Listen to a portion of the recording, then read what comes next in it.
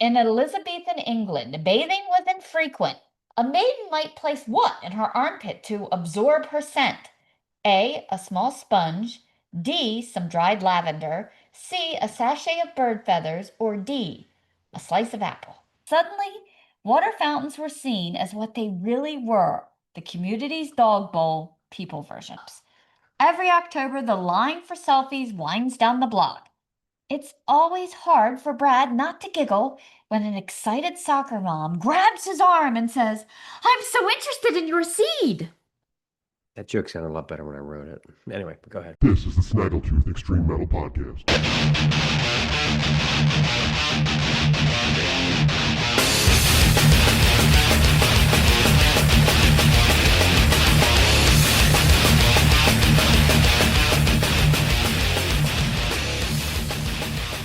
We are a day late this week. Sorry, my daughter got married and it sucked up most of the weekend, like weddings will do. It just sucked. It didn't suck up anything. So, anyway, let's not get into that. Don't get me started. Let's talk about how it is not illegal to feed pigeons. Saw a news story recently. Somewhere in the Upper West Side of New York City, rampant pigeon feeding has become a big problem. Get out of town. In this large area near the subway station that is just overrun with pigeon during the day because the little old ladies feed them. I guess little old men don't feed them. Just the little old ladies. Well, that little old man did. I mean, it's to the point of looking like a scene from that Hitchcock film. Yeah, and the unfortunate part is that the rats come out in equal numbers at night. People say that they just run right over your feet trying to get to the grain and seeds left over by the pigeons. The councilwoman they interviewed on the news said she's written and pleaded with the mayor's office to put a stop to the feeding of pigeons. I find this whole situation hysterical. She contacted the city health department and they responded, "It is not illegal to feed pigeons." I wonder if there are other examples of this. Right, where X brings Y. Yeah. Bob and Lucy Caring of Hanover, PA, never dreamed their rich lawn fertilizer would quadruple the number of earwigs on their property, the most popular food for hedgehogs. Hedgehog infestation? Now they're up to their armpits in cuteness. So it reminds me of what's that scene from Bad Boys 2 where they got all the money upstairs and the rats are eating the money. And he's like, "This is a stupid problem to have, but it is a problem." I remember reading this business book a few years ago. I can't remember what it was called, but it centered around this thing called the hedgehog concept. And it had something to do with sticking to your guns or something anyway. But my takeaway was that the focus of the book is if your CEO can make himself into a prickly ball to hide from predators, then your stock value goes up. Marge's seafood restaurant was a moderate success in her local neighborhood until she doubled her efforts to make the ultimate breaded tilapia recipe. Now, particularly on Friday, her little haunt is totally overrun by Catholics. Oh no, not that. She used to enjoy her job, but now her life is simply consumed by bishops, beatitudes, and birth control opinions. Her Yelp reviews from the Vatican are blowing up too. It's a living heaven. Poor Marge. I remember we were in religion class one time when I was in school, back in grade school. And of course, a horrible, nasty nun taught it. And this girl that sat in front of me, she raised her hand. She said, "The erasers that we put on the ends of the pencils, why are they shaped like the bishops had?" And I was like, "Yeah, why are they?" I was like, so I felt that any theologian should be able to answer this question, right? Without fail. Well, Sister Ruler Beatings didn't know jack shit. She didn't know. She even ridiculed her for asking a question. Wow. I am so disappointed, and I am still wondering about that question today. So come at me in the comments. Why are erasers shaped like the bishop's hat? Brad's pumpkin patch started with just 3 plants, but after his TikTok video on pumpkin spice gardening went viral, his front yard is completely overrun with suburban moms in yoga pants holding Starbucks cups. Every October, the line for selfies winds down the block. It's always hard for Brad not to giggle when an excited soccer mom grabs his arm and says, "I'm so interested in your seed." That joke sounded a lot better when I wrote it. Anyway, go ahead. In Detroit, a family installed one of those motion-activated candy bowls for Halloween. Kids took the candy, sure, but raccoons learned faster. Now the house is surrounded nightly by 15 sugar-addled raccoons who wait for the Skittles dispenser like it's going to go off Vegas slots. Most of you will never see a male raccoon doing a line of pixie stick dust off a female's backside. Not a pretty sight. We're talking Sodom and Gomorrah level depravity here, people. All right, I got the last one. Jack was barely getting by as a tax accountant until he discovered a loophole in the local tax law that lets him claim his second aunt twice removed as a dependent. Now his home office is overrun with moderately wealthy two-income professionals looking for help on capital gains tax. He can't get to the copier without tripping over Tesla key fobs and copies of Bloomberg's Weekly. All right, you want to talk about a feature interview? Our feature interview this week is with John Russell, guitarist and songwriter for the Canadian death metal band Last Retch.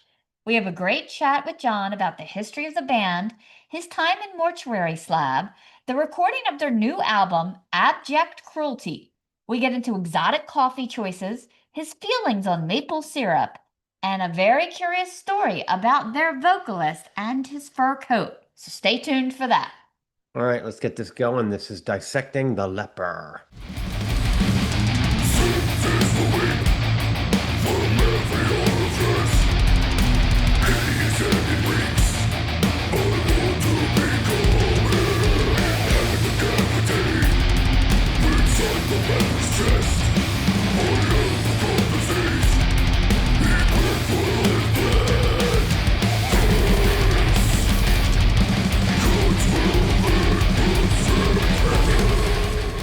All right, let's talk about Patreon. The site is patreon.com/Snaggletooth podcast, and for $6.66 a month, you get a Dodge Neon that's lowered way too close to the ground, full of marking safe. Yes, just for our Patreons, you get exclusive content that is not available here on YouTube. And in doing so, you help out this show as well as the underground music that we promote. I said it last week. I ripped a ton of obscure vinyl 7 inches to my phone last week. I'm going to have a ton of reviews coming up on Patreon. You're going to want to check that out. Some stuff is absolutely going to get roasted. I am determined to finish Mike Campbell's book, Heartbreaker. I'm only getting to read like 3 pages a week, but I'm going to finish it, and that review is going up too. So get on over there because you're going to get exclusive content that you can't get here at all. And just a small disclaimer, we normally do get to shows, however, we did not get to Blind Equation, unfortunately.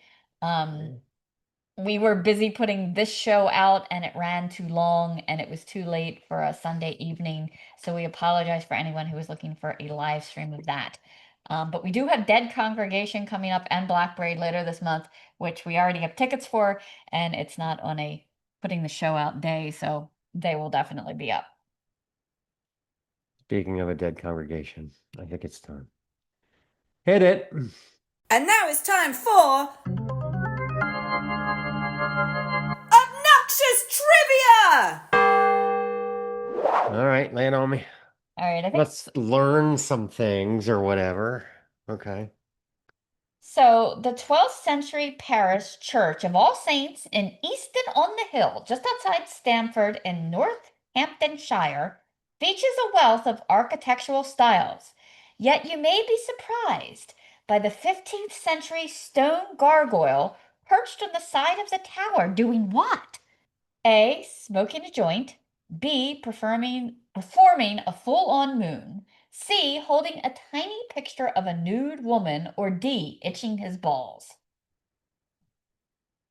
I'm going to go with B, a full-on moon. You are correct. He I don't actually, think they had joints in the 15th century. I mean, I don't know. maybe joints is something. I mean, people were itching their balls back then, but still, you know. Yeah, he actually, in fact, you can see his little balls hanging. Oh my It's a God. full-on Yeah. moon, yes. Yeah. He's there. Right in with a future review. Not spoiler alert. In Elizabethan England, bathing was infrequent. A maiden might place what in her armpit to absorb her scent? A. A small sponge. D. Some dried lavender. C. A sachet of bird feathers. Or D. A slice of apple. None of those would work. Well, this I'll was go long with before B, some but- dried lavender. That might work. That is not correct. It was actually a slice of apple, and after they put that there, they would actually give it to their suitors. Oh, nasty. Gross. Ugh. Here, have some of my scent. Second bite in, you're like, by the way, I don't know, slice of apple wouldn't have been my that first is choice really there. gross. Yeah, the only one that might have done something is the lavender. Ugh, okay. All right, let's keep going. I'm learning so much. In 2011, in 2011, Naruto, a crested black macaque, which is a monkey, used a wildlife photographer David G. Slater's camera in Indonesia to take several photographs of him itself, including a famous selfie. A fight about who owned the rights to the photos causing what lawsuit? A. Slater sued Google for copyright infringement. B. PETA sued Slater claiming the monkey owned the copyright. C. National Geographic sued Slater for giving their cameras to a monkey. And D. Indonesia sued Slater for wildlife exploitation. Wow, our courts at work. I'm going to say D. Indonesia sued Slater for wildlife exploitation. It was B. PETA actually sued Slater on behalf of Naruto, saying that the pictures belonged to the monkey. So the monkey should get paid? But the judge said no, that a monkey could not own a copyright. A monkey can't own a copyright. Not only did they try once, they tried to appeal it Wow. on behalf of the monkey. So the monkey's gonna get like a pimped out ride and shit? I don't know. Anyway, let's move on to the last one. All right, you like this? It's the Cary Grant one. Very great. He ran away from home at the age of 14 to do what? A. Try out for Broadway in New York. B. Work as a cabin boy on a ship. C. Join a traveling acrobat troupe. Or D. Apprentice as a tailor.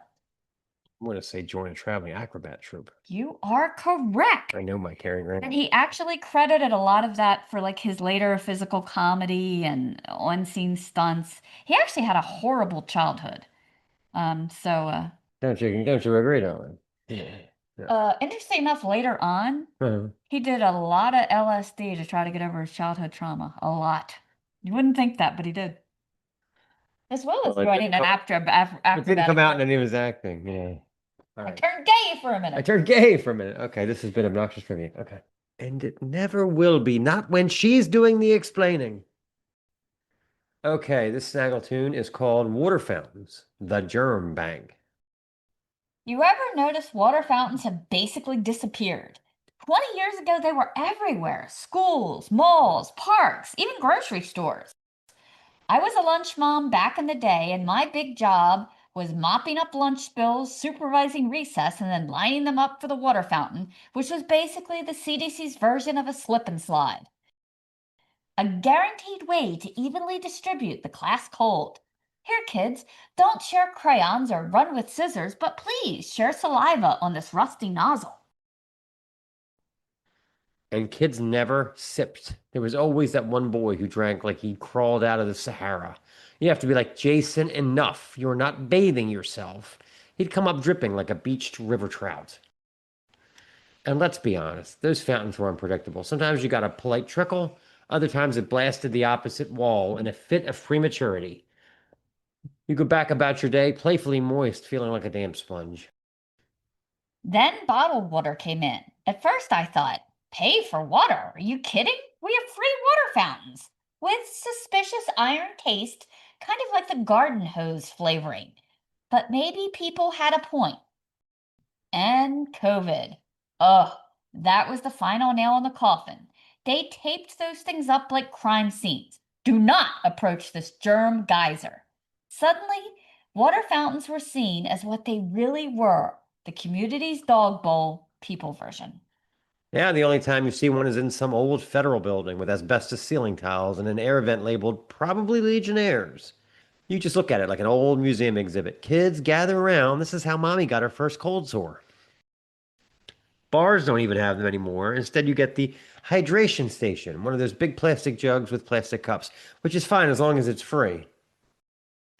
Honestly, I don't miss having to lock lips with the same piece of plumbing as 200 sweaty concert goers.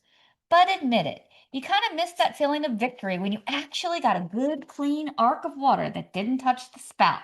That is the Olympics of drinking.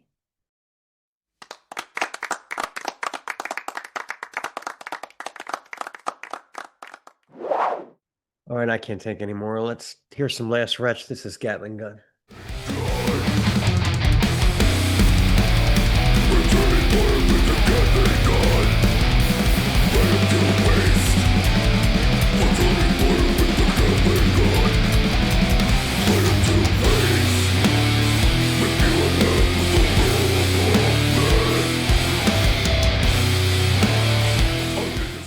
Okay, let's talk about hum nutrition. I believe you have the very thing here.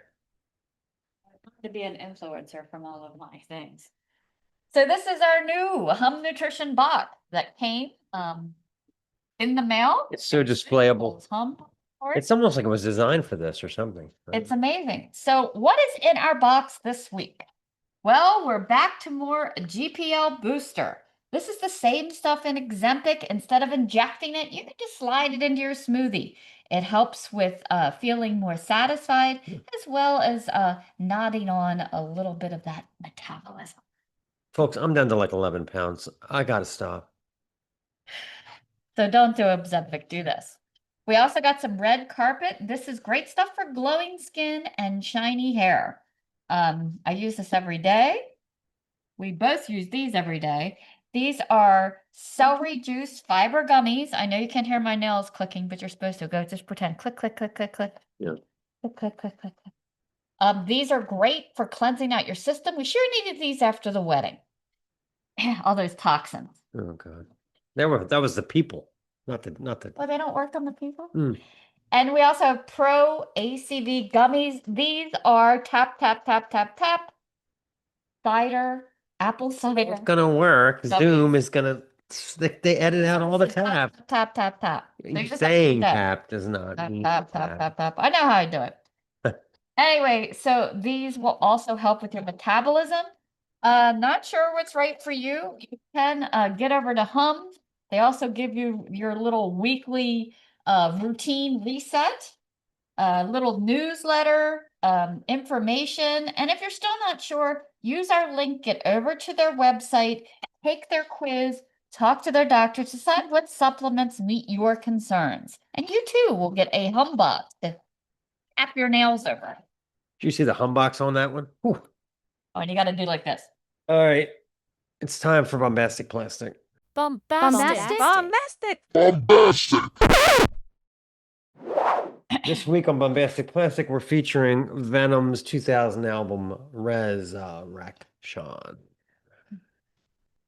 I don't think there will ever be a style of music with more mangled development trajectory than thrash metal. Its emergence in the early 80s was met with praise by a select handful and utter contempt from the rest of the music community.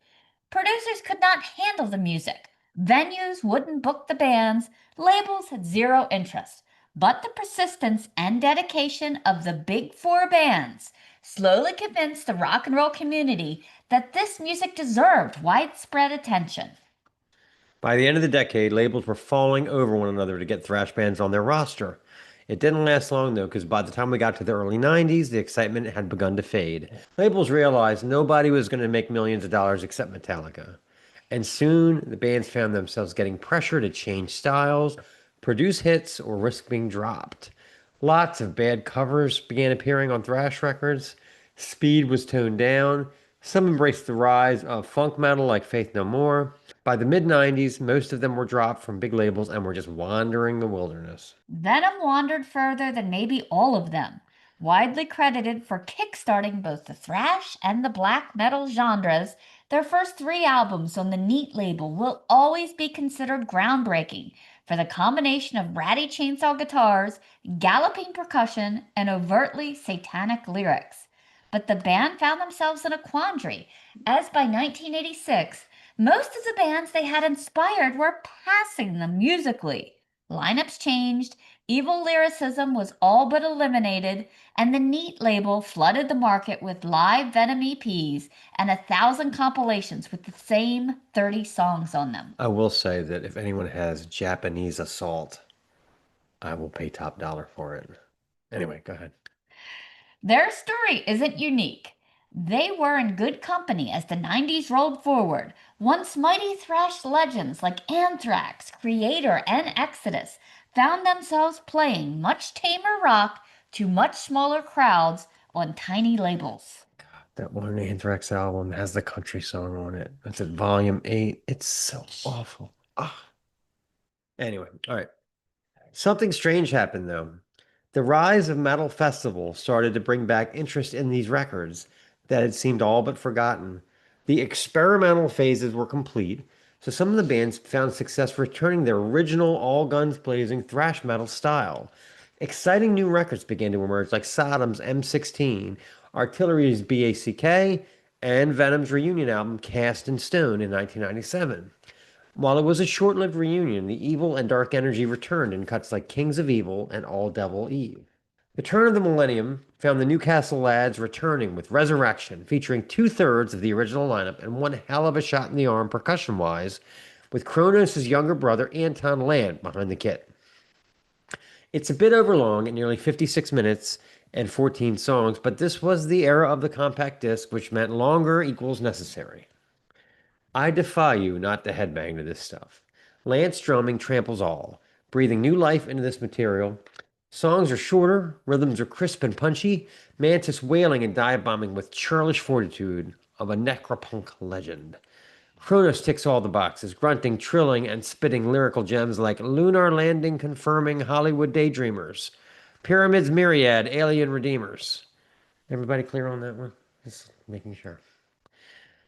And he still manages to maintain a rape of the Holy Trinity in a couple of spots for the purists. Produced by German studio Svengali Charlie Bauerfiend, an engineer behind albums from Saxon to Siege is Even, with more of a rock and roll clientele than an extreme metal resume.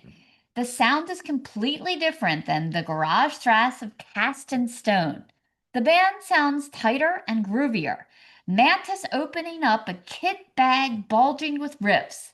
Many of the songs pound away in at a punishing mid-tempo pace.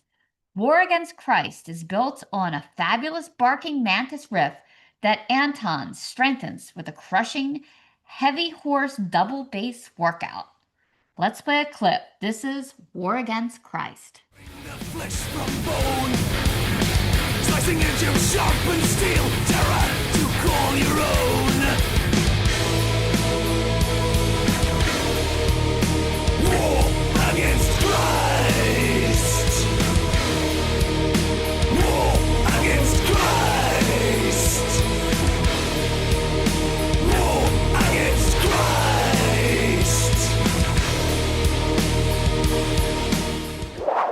The band isn't averse to speed.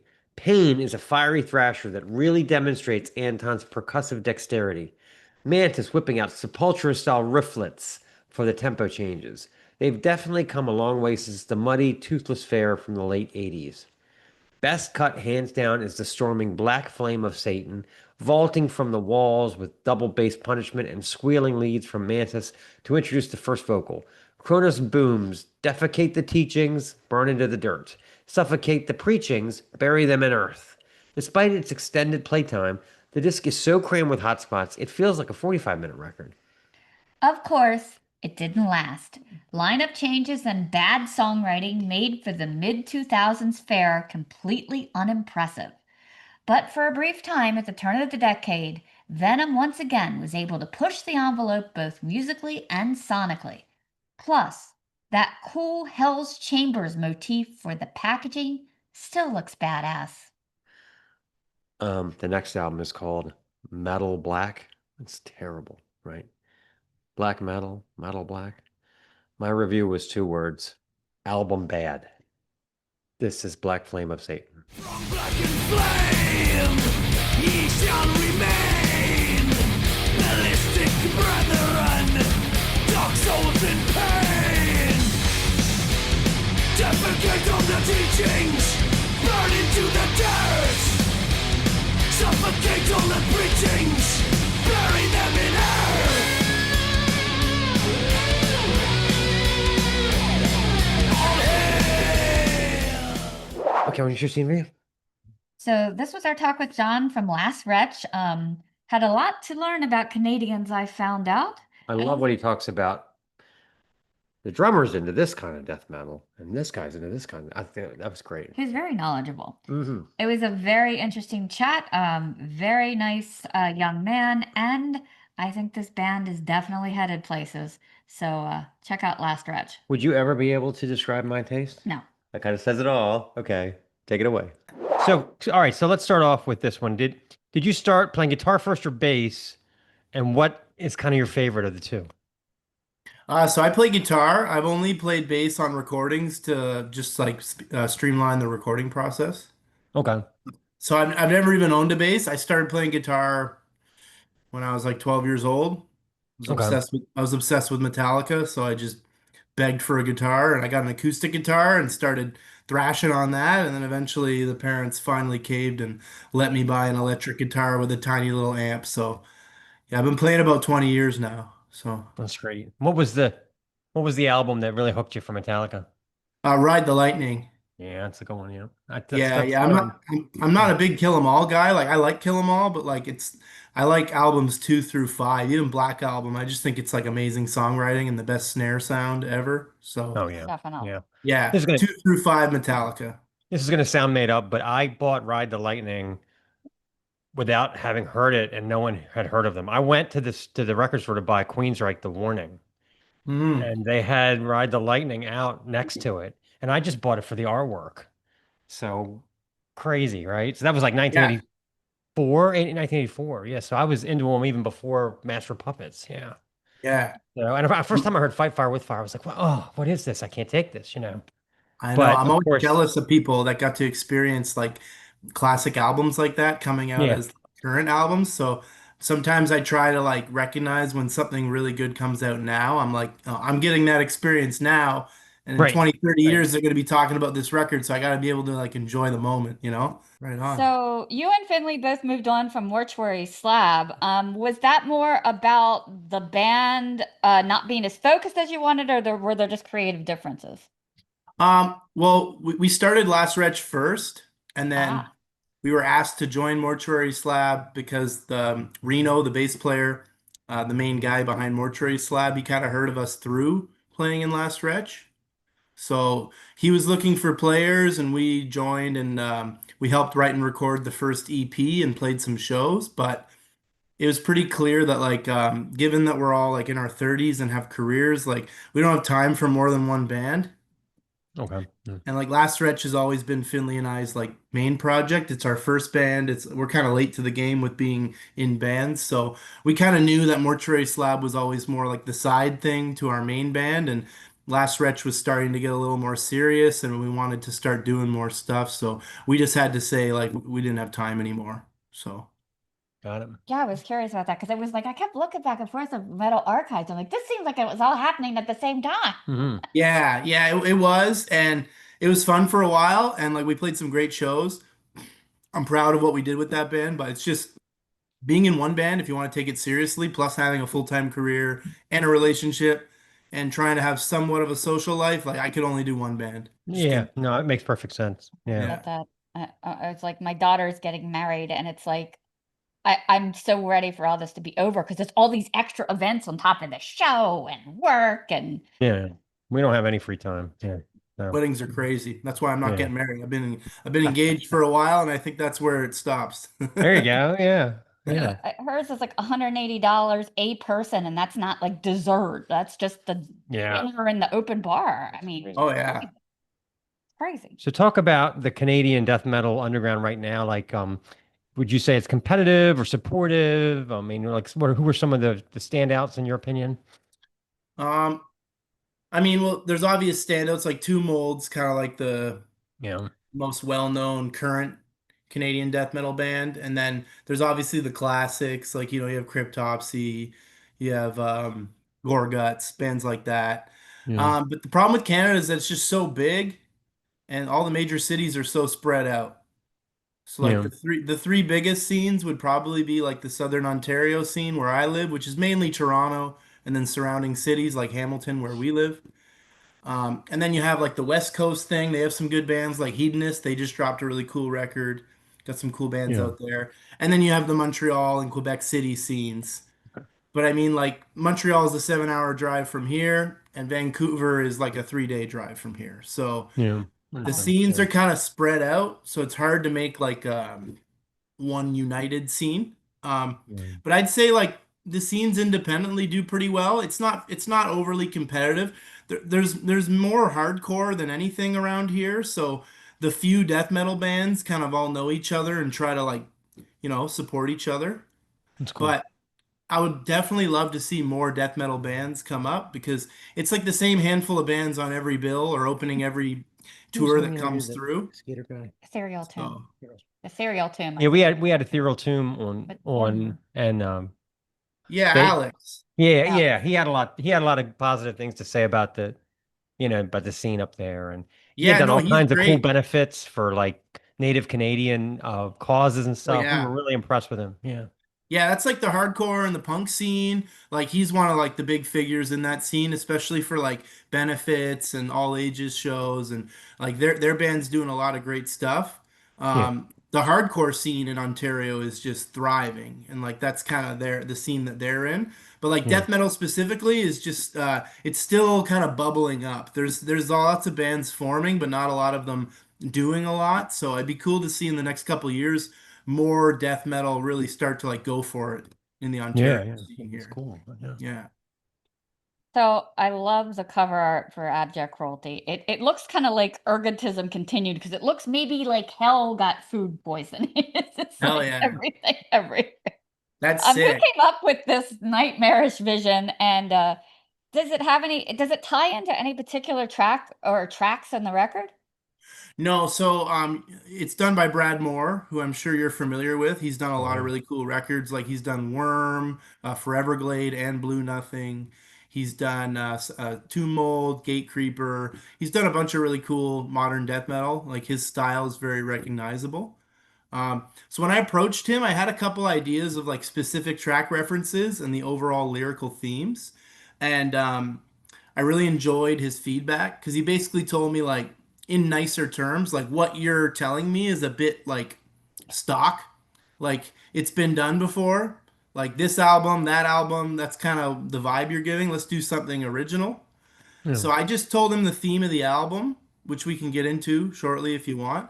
Um, and he just kind of came up with that hellscape based on our short conversations. So that's just his interpretation of the album's theme with very little input. And I didn't give him any notes when he came back with his sketches. I just said, go with it. So Yeah. that's Oh. from the mind of Brad Moore. It reminded me of Effigy of the Forgotten, Suffocation. First time I Hell saw yeah. it. Yeah, yeah. Very cool. Very cool. Yeah. You guys have been described as a modern take on old school death metal. What unique perspective do you think that each member brings to that? Well, we all listen to very different music. So I'm the primary songwriter, and I'm the one who's like the big old school death metal head. So that's kind of like the through line. That's kind of the main theme of the band. But everybody else brings different elements. Like our vocalist Finley, he's a slam guy. Oh, He okay. just he wants like if it was up to him, he'd be doing gutturals and pig squeals, like no real lyrics or like any words you can hear. He would just be squealing and burping and stuff. Yeah, yeah, yeah, yeah. So he's all about slam and stuff like that. Our other guitar player, Derek, he's into a lot of European stuff, a lot of modern stuff. Like he's a big aborted guy, benighted. Oh, He cool. likes a lot of that death grind.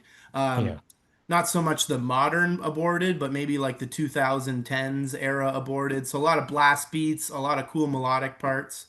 yeah. Our bass player is the youngest guy in the band. He's like 23. The rest of us are in our 30s. And he's like a huge Rush guy. Like Oh, he's okay. just Rush through and through. So he'll add a lot of spicy bass lines like Geddy Lee would, and like he Wow. kind of doesn't come from the same like extreme metal background as the rest of us. So he often offers a cool perspective. Like Yeah. we might be stuck in the confines of the genre, and he'll just do something that none of us would think of, and it sounds rad. That's cool. Yeah. And then our new drummer Spencer, he's been in the band about a year. He recorded everything on the Abject Cruelty. He's more from like a hardcore background, and then the death metal he does like usually leans more towards like the vibed out, oppressive atmosphere, chaotic death metal. Like Ulcerate is one of his Oh favorite yeah. bands. Well, if he's a drummer, then he's got to be an ulcerate. I mean, my God, Yeah. that's I listen to way too much ulcerate. I just have it on all the time. They're fantastic. Yeah. Yeah, he loves that band, and he Yeah. also loves like bands like Zabalba and like the Acacia Strain from more like the metalcore, hardcore side Mm. of things. So he likes things that are either like extremely abrasive and violent or really grooved out and I don't know, just slamming. Yeah. So everybody kind of brings their own element, and then because I'm the primary songwriter, it always still kind of sounds like old school death metal because that's my bag. Yeah. Yeah. So Yeah. you're the one that says no major chords. What are you doing? You know. Well, if I even knew what that meant, I just say don't play that. Sounds lame. Like I have Okay. Yeah. zero musical background. I don't know how music works. Really, I mean, I was listening, to the promo I we was had listening to done, him this and morning. Yeah, coming in. it's Yeah. such a, it's a old school sound, but there's such uniqueness to Yeah, it. It's definitely. really Well, good. what you said about all the different, that really explains it. I mean, if, I like that the youngest guy is into the oldest band. That's great. I know he's an old soul. He That's uh so he cool. he actually he's Gene Simmons in like a Kiss cover band, and they do like the full makeup. He's Oh, wow. oh That's so yeah, cool. they're really good. Like they're they're unbelievably accurate, and all the guys in the band are in their 60s, and then he's Gene Simmons, and because the makeup you'd never know, Oh, but right, right. that's his Oh, vibe. He that's just so loves cool. rocking. He loves rocking. That's so cool. Yeah. That's Yeah. awesome. So I was looking up the definition of abject cruelty, and it's defined as a phrase that something's utterly wretched, humiliating, and beyond redemption. So Yeah. for you personally, what would be crueler? Someone hiding your morning coffee or stealing your pre-show beer? The coffee. Yeah. Coffee. I'm a coffee snob. I seek out specialty coffee. I love coffee. It's my morning ritual. Grind my own Yeah. beans every day. I'm kind of like a nerd. I used to be a craft beer nerd, and I kind of got sick of that. Now I'm just rocking the PBRs because they're cold and cheap. But the Yeah. energy I used to put towards craft beer has now been shifted towards coffee for the last 4 or 5 That's years. cool. And That's better for creativity. Yeah. yeah, I'm not necessarily one of those people that if I don't get my coffee, I'm like short or irritable or grumpy. I'm Yeah. fine. I can just go about my day, but like I won't be happy. I'll Right. be there's something missing, and it's that sweet caffeine. So Yeah. I that's an must have easy. said something. I work for a doctor, and we start patients at like 7:45. I'm like trying to get my eyes open. And every time this one patient goes, "Have you had your second cup of coffee?" I'm like, "Yeah." He's like, "Oh, good. Now I can talk to you." I'm like, "Did I tell you?" Yeah, my daughter asked me the other day, she was like, do you like iced coffee? And I said, look, by the time I get to my cup of coffee at work every day, it's already cold. So that's all. I'm drinking it cold Yeah, without wanting to. I'm you're just used halfway to it. there. Yeah, I'm halfway there. Yep. So, as a Canadian, what do you think is worse, running out of maple syrup during breakfast or Tim Hortons drive-through being closed after a gig? So controversial opinion. Tim Hortons is trash. Oh my. Yeah. Everything about it, the coffee, the food, the service, the company. Boo to Tim Hortons. Hmm. Um, won't drink it, even if I'm desperate for coffee and it's free. I will not drink it. It's garbage. So that's Yeah. my controversial Canadian opinion. Okay. And then the maple syrup thing. A, I don't eat breakfast, and B, I'm not really a sweets guy. So Yeah. I could I go think about without both of those things and be very happy. Um, Yeah. so I know that's not the best answer for No, it's a good the answer. Yeah. interview, but Yeah. down with Tim Hortons and maple syrup, I could take it or leave it. That's the response. I have this theory about McDonald's breakfast. I have this theory that if you just get their coffee and drink it, it tastes like shit, right? But my theory is there's some kind of chemical in their food that makes their coffee taste good. So if I ever am forced to get McDonald's coffee, I get like some kind of like breakfast sandwich with it because after you eat whatever it is, the coffee's delicious. Like it 100%. And I don't like And McDonald's coffee at all. well, if you eat a breakfast burrito and then you drink the coffee, it's like it activates the coffee. I mean, I know that it's weird and they probably would never advertise that, but I swear it's true, It's because I've probably the tried drinking it on extreme, its own and it's like battery acid. So it's probably the extreme amount of salt and fat that yeah, flatlines your there's brain, and something. then you be Someone drinking in a liver someone in a oil. lab coat said, "All right, here's what we're gonna do. We're gonna make them buy the McMuffins, and here's how we're gonna do it. So It's funny you mentioned McDonald's. I think McDonald's has the best fast food coffee. mm. Like McDonald's coffee is passable. Tim Hortons is just not an option. But Yeah, McDonald's is actually decent coffee, like for fast food coffee. Like if I'm in a right, pinch, right, I need a quick drive-through coffee, I'll pick McDonald's over all of them. gotcha. Yep. Yeah. Yeah. Yeah, I used to think Royal Farms was horrible, and then they revamped it, and now it's decent. Would they Did they have rural farms up in Canada? No, I don't know what that is. Yeah, I think it's Yeah. East Coast. Yeah, It's kind of the same conveniency store coffee. gas junk gas food. pumps in front. Yeah. That sort of Yeah. thing. Yeah, for sure. So, oozing pustules was inspired by real life experience with bloodthirsty black flies in Colombia. What the heck story was behind that? Okay, so my fiance is from Colombia. She's been here a number of years, like 20 plus years. So I've been going back to Colombia every couple of years for the last decade or so. And she lives in the coastal region. It's near Barranquilla, like that's where she's from. And we were in a city just 2 hours down the road from there called Santa Marta. And we were at a beach by a national park, camped out with her family, swimming in the ocean, great time. But I didn't put any bug spray on because I was drunk. So we were hanging out, and whenever there's mosquitoes or flies, they always come after me. They don't come after her. I don't know if it's blood type or the Right, deodorant I wear, whatever it is. The bugs right. love me all the time. And they have these little, I call them black flies, but they're like little mosquitoes. They were calling them jejen in Spanish. It's some sort of little fly that bites, very similar to a mosquito. But unlike mosquitoes, you don't feel them biting you at all. Oh, God. So if it's dark and you're drinking beer and you're just enjoying a wonderful scene at the beach, you're not going to notice that you're getting shredded. Wow. So the next day I woke up in my tent and I'm like, why am I so itchy? I look down and I have like literally hundreds of little red dots on my Oh legs. my gosh. Mm. And the next day I was supposed to propose to my girlfriend, now fiance, at this mountaintop resort type thing. So we go to the resort and we're hanging by the pool and I'm just like covered in these disgusting welts and it's gross, but I'm literally like oozing. I'm Oh oozing wow. like liquid, like clear Yeah, yeah. liquid. It's fucking gross. Hmm. So, anyways, she still said yes. Great time. Everything was fine. But for the rest of the trip, I'm just like covered in scabs and I'm waiting in airports and I'm like, all right, I'm going to write some lyrics because I hate writing lyrics and you got to strike while the iron's hot. So, you got an idea, just write it down. So, Yeah, that's very death metal. It is. It definitely is. Yeah. yeah, yeah. Yeah. That's awesome. What did you think of, was the culture there what you were expecting? I was thinking my son, his wife is from Nepal. When he went there was some customs that, he didn't really know. Like everybody has to invite you in and, feed you their rice. And he's like, I'm so tired Okay. of going in places and eating rice.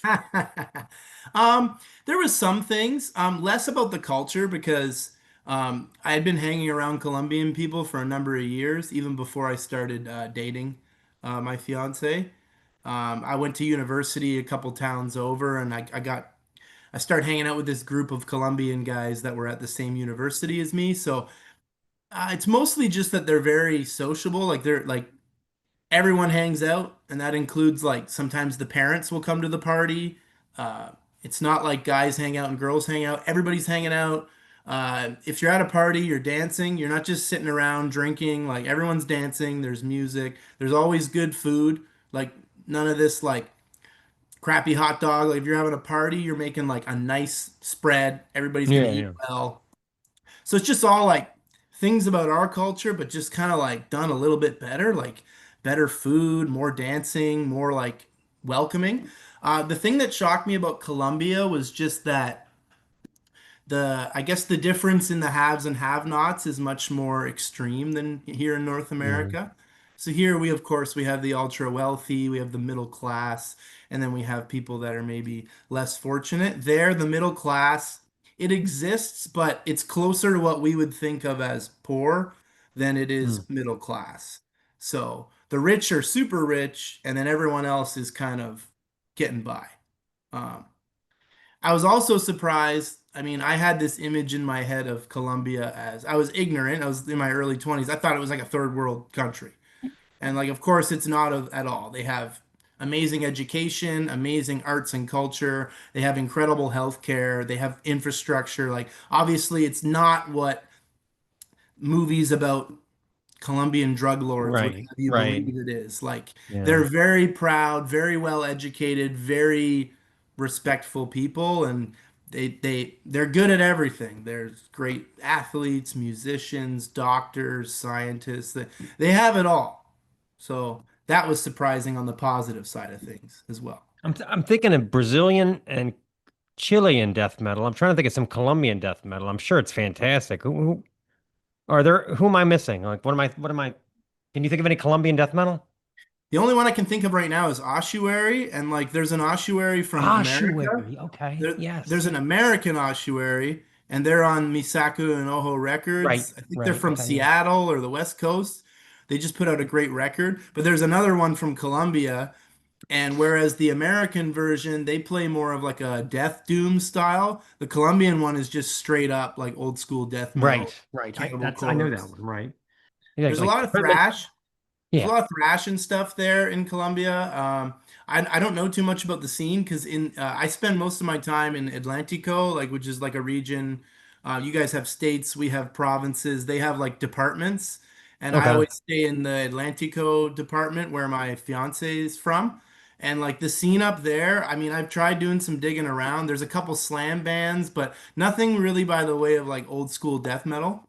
Okay. Yeah. Um, I'm sure there's great bands, but they're just not on my radar. I wish they were. So Yeah. if Anything we anybody, get from that part of the world, I mean, we get so many promos from bands, and it's like, okay, Austin, Texas, okay, Portland, Oregon. Wait a minute, this is from Latin America. This goes to the top of the review pile. oh yeah, I wanted hairy, I wanted jungle death metal. That's what I want. I want to hear. Yeah, totally. Yeah. Yeah. right on. Mm-hmm. So in the Polder They Reek, I got obsessed with this story. So it's a serial killer who hides bodies in like a Oh flame yeah. and they decay, and then he inhales the fumes and gets high and has to kill again in this wild paradox. Was that Yeah. based on any actual serial killers or swamp killers? No, so there's a couple things that led to the creation of that song. First off, Finley, our vocalist, he's obsessed with serial killers. Okay. So he's read every book, listened to every podcast. He's like really into like the mind of the serial killer and how they're just totally sociopathic and crazy. So he's always loved like the serial killer element of death metal. And then he also likes to experiment sometimes with psychedelics. I'm sure he wouldn't mind. I mean, most of us do in the band. I'm sure he wouldn't mind me saying that. And I'm pretty sure he took some mushrooms and was writing lyrics and kind of came up with this narrative of like this guy in a bog and he's burying the bodies and getting high, and it was a very loose concept, and he wrote down a lot of lyrics that like most of them were not the most coherent, but Yeah. that's what happens when you're trying to channel some Right. energy and Right. get some Totally. Yeah. interesting inspiration. So he brought those to me like he normally does. Usually we collaborate on lyrics and stuff. So he brought those to me, and in this page of lyrics I kind of could see that there was like a through line, there was a narrative there. So we kind of like boiled it down to like what's the story, and then we kind of like reverse engineered the lyrics to like fit the narrative that we had just kind of made up. Yeah. That's And great. like the other element to that is like his nickname is like Swamp Monster. 'Cause Okay. that's what he says he sounds like, kind of like you got Corpse Grinder from Yeah. Cannibal Yeah. Yeah. Corpse. He's like Swamp Monster. He's got a giant tattoo across his stomach that just says Swamp Monster in Oh, like this cool. gothic font.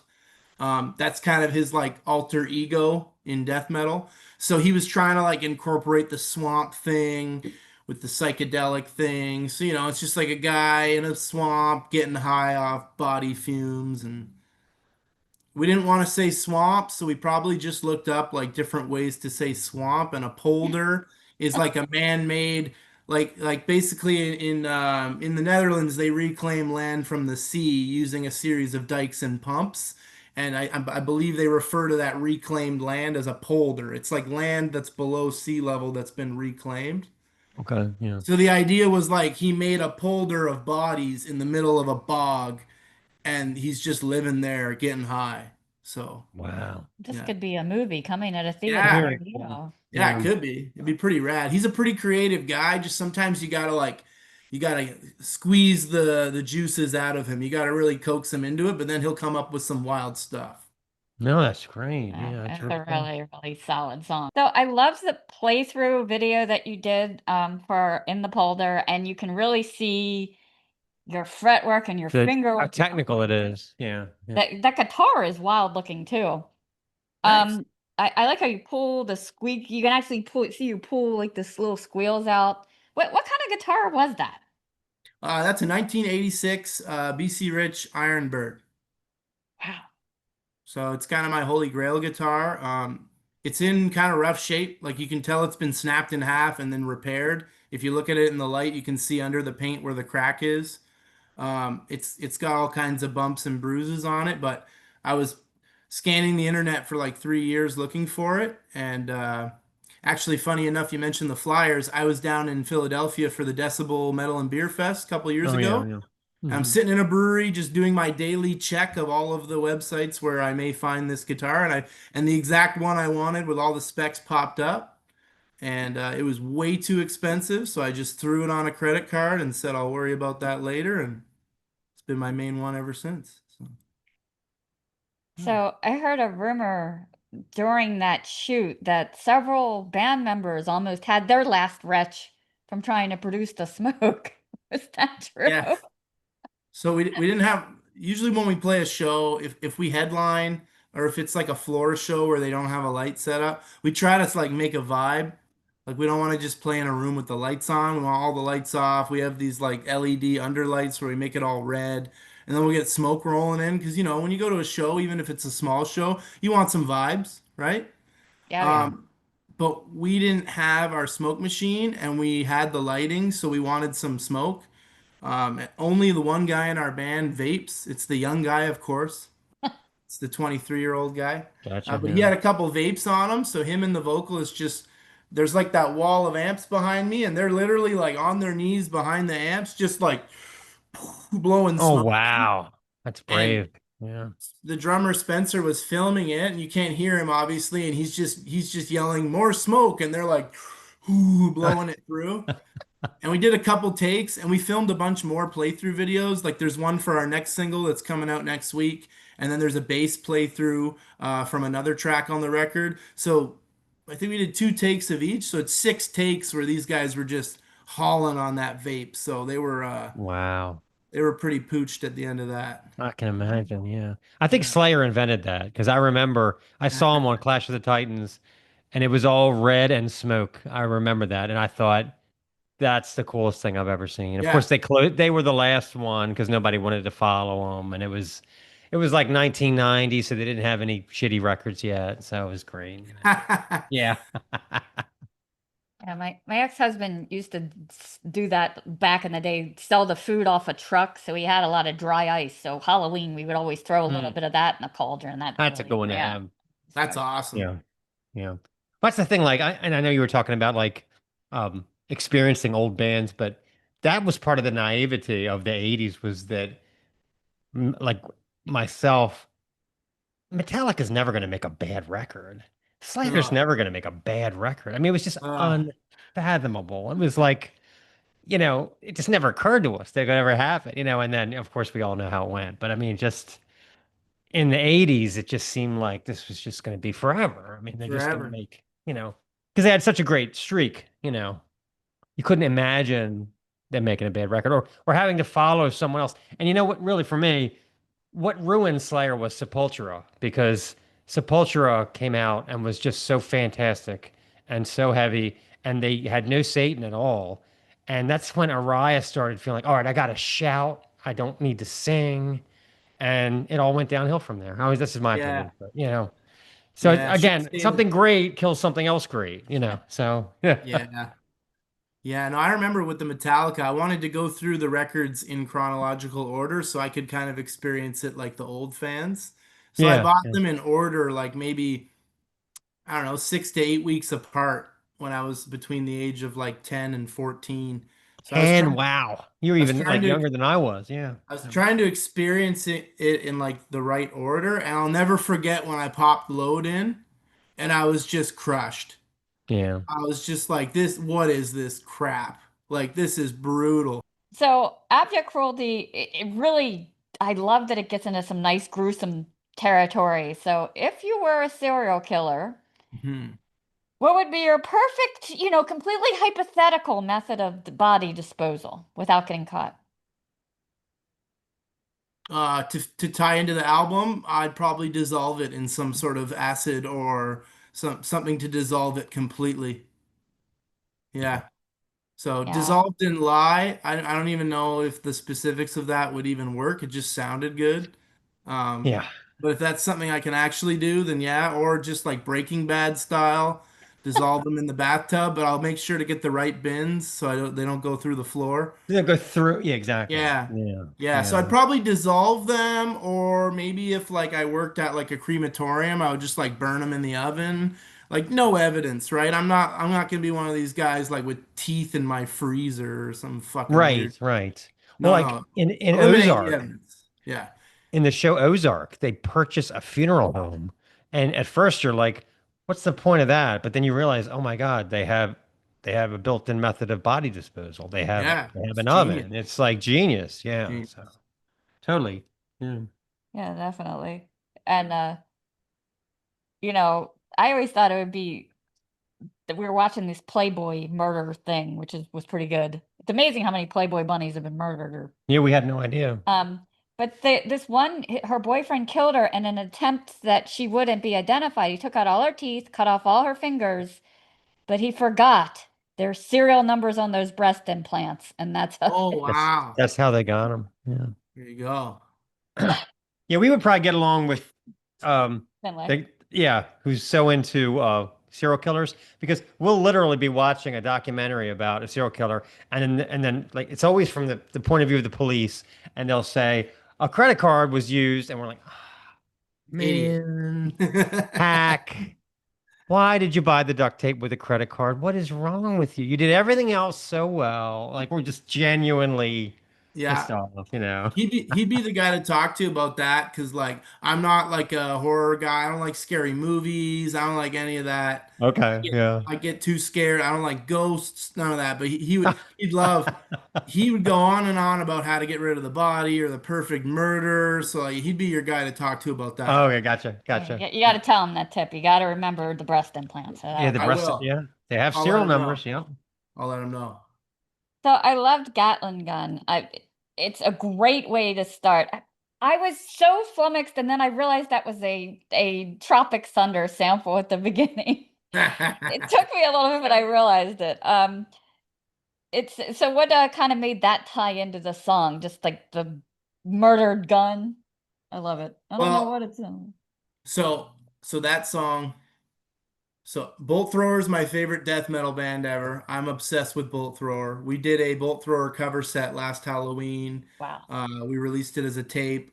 I love Bolt Thrower. The rest of the guys in the band, it's not that they don't like Bolt Thrower, they just know they're not really into it like I am. So How can you not love Bolt Thrower? Oh my God. I yeah, mean, it's my jam. I mean, our bass player and our other guitar player, they're pretty into it, but like Finley and Spencer, they could take it or leave it. They don't really care about Bolt when Thrower. those Once Loyal came out, I was like, why do we need to do this? And it was their best album, was like their That's last album. It's in my Wow. opinion, it's a hot take. It's that is my favorite death metal album It's of all time. it's I remember getting it because I had a zine back in the day. I remember getting it in the mail and being like, oh man, Bolt Yeah. Thrower, they have such a great body of work. Why are we gonna ruin it? They knocked it out of the park. Knocked it out of the park. That That was the is. first one I heard because I was in the ninth grade when that Oh, came out, really? Oh, and wow. I Okay. didn't know Yeah. about Bolt Thrower, and I read about it on some metal blog, and it was like Legends Return, and I'm like, who's this? And I thought the album art was kind of boring, and because it's With just the when you gold. look at Yeah. it, it's just gold. Yeah. You Yeah. don't Yeah. really see what it is. And then I listened to the record, and Yeah. I'm like, oh, this band rules. And then I went back, and yeah, just Yeah, Bolt yeah. Like Thrower. I like even like the first album, like with the black and white, I always thought that was better than the first Napalm Death album. I was like, no, Bolt Thrower is much more Yeah. consistent than Napalm Death. They were like all over the place, you know. But anyway, yeah. I can't So imagine anybody not loving Bolt Thrower hearing it. Just so with fantastic. Gatling Gun. Our Ergotism EP originally was going to be very different. So we had all these songs that we were sitting on, and they were all very intentionally derivative of a different style or region of classic death metal. So I had a song like Scalped on Mass, which is on Ergotism, which was supposed to be like a very New York, like early days of Cannibal Corpse. A lot of down picking, the Cannibal Corpse style blast beats. And then I had like a more like Florida style, like groovin' song, like Heaving Pieces, it was called. And then I had one that was supposed to be like Swedish death metal, a la like Grave and Entombed. And then I Yeah. had Gatling Gun, which was supposed to be like my nod to like British death metal, like Bolt Thrower. And I Right. was Okay. trying to do some sort of EP concept where I kind of acknowledge that this is like a tribute to my four favorite regions of death metal, which is Florida, New York, England, and Sweden. Um, and then that just it turned out that that was going to be like kind of cheesy. And then I wrote the Ergotism, the big title track from the EP, which was like a Death Doom song. And then I decided to take it more in like that direction. So Gatling Gun didn't make it because it didn't fit with those other songs, but I really liked the track because it was just unapologetically like bolt thrower worship. Yeah. You know, Yeah. it's like the style, like very bolt The thrower. groove. Yeah. The Yeah. groove, like the Yeah. single note riffs, like simple song structure and whatnot. So when we were finishing up the writing sessions for Abject Cruelty, Spencer, our drummer, had just joined, and I was trying to figure out how to make Gatling Gun work. And it was actually the first song I showed him when he came to like learn all the new tracks, and he loved it. So I said, "All right, let's put it on the record." And then I wrote the lyrics after, just trying to be like, "All right, bolt thrower, war, guns, Yeah. war, just basically war." So Basically war. Yeah. so I was like, Yeah. all right, I'm gonna write a war song. And then I was like, all right, what's cool about war? I was like, all right, killing Nazis. Nazis bad. Let's kill them. Yeah. Fascism bad. So I was like, I'm just gonna write a really stupid song about killing Nazis with a big gun. So I was told that it's not even historically accurate because a Gatling gun would have been used in earlier wars, but I don't care because it worked for the words. It's That's a right. it's a big Yeah. gun and we're killing bad guys. So Yeah. I It's like kind of that. intimidating too, because you have to have somebody up there actually turning it, and Yeah, it turning kind it. of is. Ugh. Yeah. Yeah. So somebody pointed out, oh, that's not historically accurate. And I said, I don't care. It's a death metal song. It's my band. Doesn't matter. That's the freaking internet is It's like, that's the internet. no. No, it's That's the thing with actually the internet. You know, like you it was our vocalist brother who doesn't know anything about metal. So he just thought he was being okay, so it wasn't smart. even the internet. It No, was a no, friend of a friend. it was a guy I've known my whole life. So but yeah, I know Gatling Gun. It's stylistically different than the rest of the record. I feel like it's a lot more upbeat and like it's not as like sludgy or like I don't know. It's not as depressing. It kind of feels upbeat. So I thought it was cool to put it at the end of the record as kind of like a curveball. Yeah. And also, we thought it would go over well live because it's chuggy and groovy. So like eventually that's gonna like end the set. So once the Yeah. album comes out, we'll throw it at the end of the set and kind of get people moving one last time. That's good. Yeah. Yeah. So also, we already kind of touched on Dissolved and Lie. I love that. Again, Joe Dirt sample. It had me just chuckling. No, Is that's that not kind Joe of a Dirt. little, yeah. That's not Joe Dirt. It is? I thought it was. No, no, no. That's this weird movie that I've never seen that Finley watched. Finley loves watching weird movies that no one's heard about it. And it's some movie called They Look Like People. And I think loosely we used two sound clips from that movie. The sound clip that opens the record is also from that movie. And then we put some weird horn effects over top of it to make it sound trippy. But yeah, that clip, the movie is about like some guy who's having like a paranoid schizophrenic break, and he's convinced himself that like there's this like cabal of like evil people that are like going to take over the world, and he has to like prepare to like fight and make his way out of the city. So he's like assembling like Wow. weapons, and like he goes into the convenience store and he says, "Do you have sulfuric acid?" And then the guy behind the counter is just like, "Oh, yeah, it's down there." He's like, "What would happen if you get it on your face?" And he's like, "Oh, I think it would burn your face off." Yeah. So I just thought that was really funny. So we put it in front of the song. And it's such a like an unknown movie. I knew there wouldn't be any issue with That's like awesome. copyright claim or anything like that. So Yeah, exactly. Yeah. I yeah. can tell you from experience, like in my early college days, I worked at a plumbing supply house and we stocked sulfuric acid. And because you can use it for clogs. And Hmm. it's very intimidating. You have this gallon jug and this yellow liquid, and there's a plastic bag over Yeah. it. I used to Because work at a it's hardware so, store. Same right, thing. it's just so Yeah. fucking toxic. I hated pulling it. I hated when people would order it. I'd be like so scared. Yeah. Yeah. Yeah, it's deadly shit. Yeah. You don't want to deal with that. We actually You have a music don't want to video. deal with it now. We have a music Mm. video for that song coming out on Monday. Oh, cool. Yeah, Excellent. Yeah. So Monday. was that true that it was recorded in like a 15-minute frenzy? Well, I think that the press info I wrote for that kind of got like the telephone game where it got mixed up a little Uh, bit. It What happened was Derek, our other guitar player, he contributes riffs here and there. So like we'll have a song and maybe like there's a bridge section that we can't figure out, and he'll be like, "Oh, I have a riff." So he's good for that. He'll just throw in riffs here and there, and they usually work pretty well. So maybe a week before recording, he's like, "Man, I got these really cool riffs, but I can't figure out how to make them a song."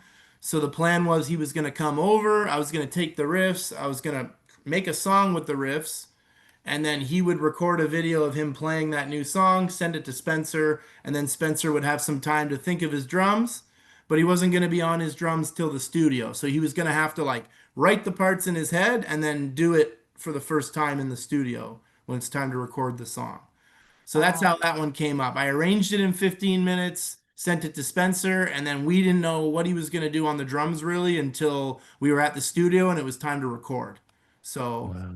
and it's in my opinion his best drum performance. It's all over the place. It's crazy. So, it's pretty cool. He Well, sounds like he has about 8 arms and well, he is into ulcerate, so I mean, you got to give Yeah, him yeah. that. Yeah. That's right. Yeah. that's a wild story though. Yeah. So a question about Beasley meth merchants. Yeah. Is that mostly come from Finley's view of the Hamilton streets? Merchant seems a super fancy name for drug dealer. I was wondering why you kind of So, elevated that. so I wrote the lyrics to that song, and it's about my neighborhood. So Finley doesn't live Ah, here. So basically, out the window to my right here is I live in the neighborhood in Hamilton, Ontario, called Beasley. And I live on a main street just around the corner from a methadone clinic and an Wow. abandoned industrial building. So there's basically this street that has unfortunately turned into like an open air drug market slash just a lot of unhoused people. It's a very depressing scene just around the corner. And I'm self-employed, so I work from home a lot right here at this desk.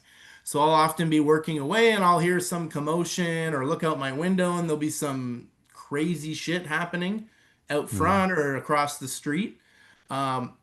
And Hamilton has the same problems that I'm sure most major American cities Don't have right forget we're now. from Baltimore, so I Yeah. mean, we've kind of seen it all. Yeah. So, you have like your fentanyl and opioid crisis, but then also in this city, I was surprised to learn that like crack and meth are still really popular, which I just assumed those were like not cool anymore amongst the people that do the really hard drugs. Why I why thought, would they not be cool? I mean, they're very effective. I don't know. It's been a while since I heard anybody say crack or meth.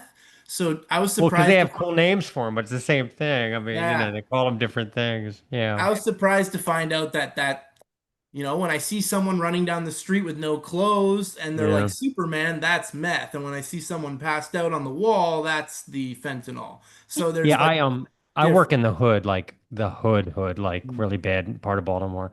And there's things that happen that don't happen anywhere else. Like guy's waiting at a red light. He just gets out of the car and just goes behind him and starts talking to the next car. I mean, that's how fucked up he is. That's Yeah. I'd forgotten about that because I grew up kind of in that, but then I got away from it, but now I'm back to it.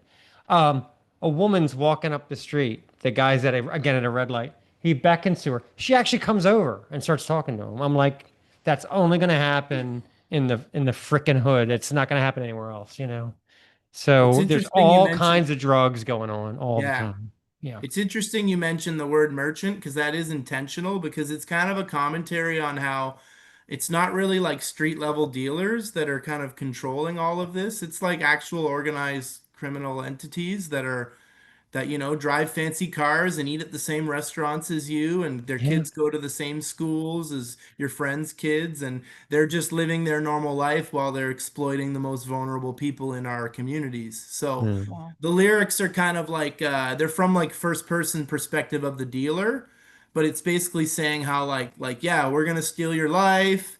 We're gonna take you till where you're just dead enough, but you're not worth anything to us dead, so we're gonna keep you Yeah. coming back, and we're going to take all your life and all your money, and while we just reap the rewards.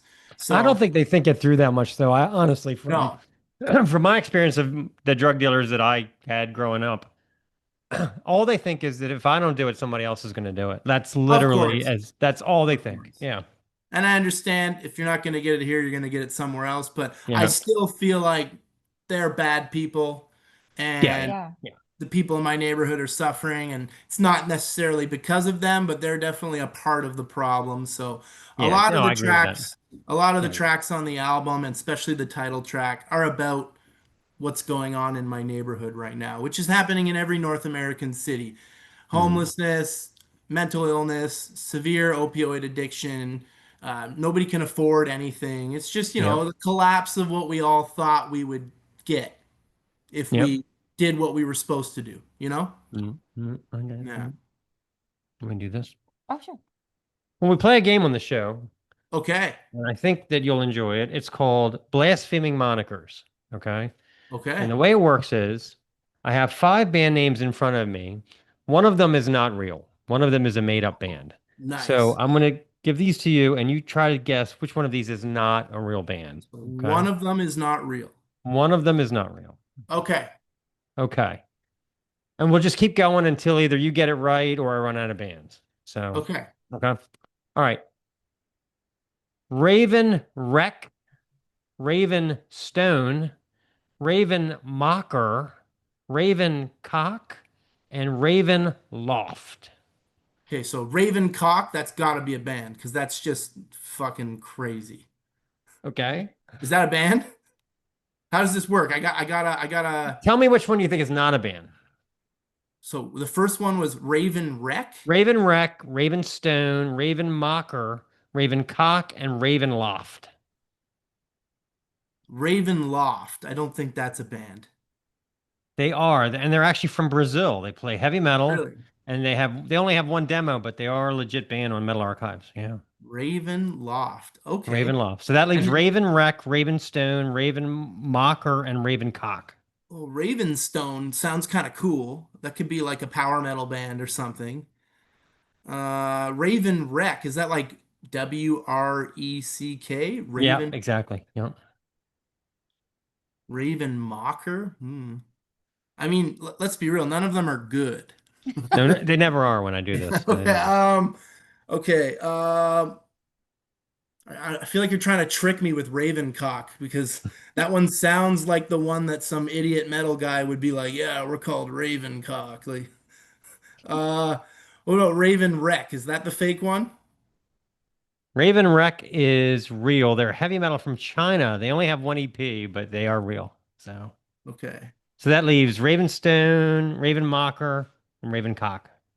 I got no idea. I'm just guessing now. What about Raven Mocker? They are Funeral Doom from North Carolina. Get out of Again, here. all these bands only have one EP, but they're still real. So no, the one I made up was Ravenstone. That's not real. Okay, see, that's the only one that like is actually a good band name.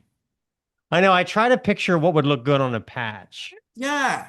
Yeah, I can Ravencock's from Los Angeles. Again, one EP death metal. Yeah. that was the only one I knew for sure was real.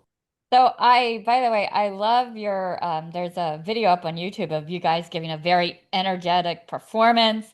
Everybody's like head banging and Oh, whistling. yeah. Except Except I was confused. Why the heck is Finley wearing a long fur coat in July? I call it the Kid Rock entrance. Yeah. Okay. So there's lore behind the fur coat. Okay. And it starts with Mortuary Slab. So Okay. so Finley and I were in Mortuary Slab. Obviously, we already touched on that. And Mortuary Slab was always aiming to be like really dumb. Like the goal was make the dumbest death metal possible. Like Okay. like no riffs above like the fourth fret, no Okay. solos, nothing fancy, just super dumb. And hopefully I don't get in trouble saying this, but for the first, I'm gonna say, year of shows, there wasn't even real lyrics to any of the songs. Oh God. So we were What is playing just like gargling, like just like he was just making shit up. Like he'd see a guy in the crowd and be like, in like you couldn't hear what he's saying, but he's like, "Your haircut's dumb," or like, "I don't like your shirt," wow. Okay. or he'd like talk shit about guys in the band. Like he'd be like, "John's a loser, fuck that guy." Like Oh my God. he That's would just make hysterical. up lyrics, but he would have the same cadence, and like the big parts in the song would just be him going like, bleh, like making a sound. Right. So we were just like leaning into being really dumb a lot. And I think he likes to go thrift shopping. He goes to Value Village a lot. And he found the fur coat. And I think he posted a picture in the group chat for Mortuary Slab. If not, he like sent a picture to Reno, who's the main guy. Hey, look what I found. And I'm pretty sure Reno's like, wear that at the show tomorrow. So he did it one time and everybody thought it was hilarious. They're just like he's up there with pit viper sunglasses and a big fur coat, Haircut, yeah. even if it's really hot. And then he like stopped doing that and he quit Mortuary Slab and it was never a Last Retch thing. We never wanted to do that because we thought it was a little silly. But then we were playing some show at like a Legion, which is like it's like a veterans hall here in Canada. Okay. It's Right. like there's a bar and there's a floor, and sometimes they let people play shows there. You probably have a similar thing, just Yeah, we called have it. Yep. yeah. And we were playing like an all ages show there, and like it was really bright lighting, and we were the only death metal band, so we were kind of like I don't know, this is kind of silly. It's a fun show, but like let's do the fur coat again. Okay. We did the fur coat, and nobody wanted to talk about like, hey, you guys sounded good, or hey, I want to buy merch. Everybody just wanted to talk about this fur coat. Fur coat this, every picture, fur coat death metal. Everyone's like fur coat season. Like it just was this thing. So then Uh, a couple weeks later, we were gonna play the inaugural year of this new Montreal death metal fest called To the Death. I think that's probably the video that you're referencing. And we're just like, all right, let's do it one more time at the fest, and then we'll like retire it. Maybe we'll like raffle off the coat for like charity or something. yeah, yeah, yeah. Now it's part of the lore, but it was just a goofy thing that like weirdly people were really into. So Mm. that's the coat. Yeah. It was funny. I think when he makes his entrance, I thought some of you looked surprised. Yeah. Oh yeah. Oh. Yeah. So I love all your guitar skills on this, from your tremolo picking to the dialing in the tone to, the riff work. What was the hardest challenge for you to master out of everything on this album? Um, I'd say I'd say leads, but I think there's only like one solo on this album. Yeah, there's not a lot of leads on it. No, and that's because, quite frankly, I don't like playing leads, and neither does Derek, our other guitar player. Like we have a handful of solos throughout our in our first record and our EP, But it's just not something that I ever focused on learning. Like it's the first time I've ever written or played solos is for this band, and it's really out of my wheelhouse. So trying to come up with solos that are like memorable and good is really hard. And I was Yeah. proud of the one in Polder. I thought it was a good solo. It's Yeah. catchy. It fits. So I say that was like writing that and like getting it right was the hardest part.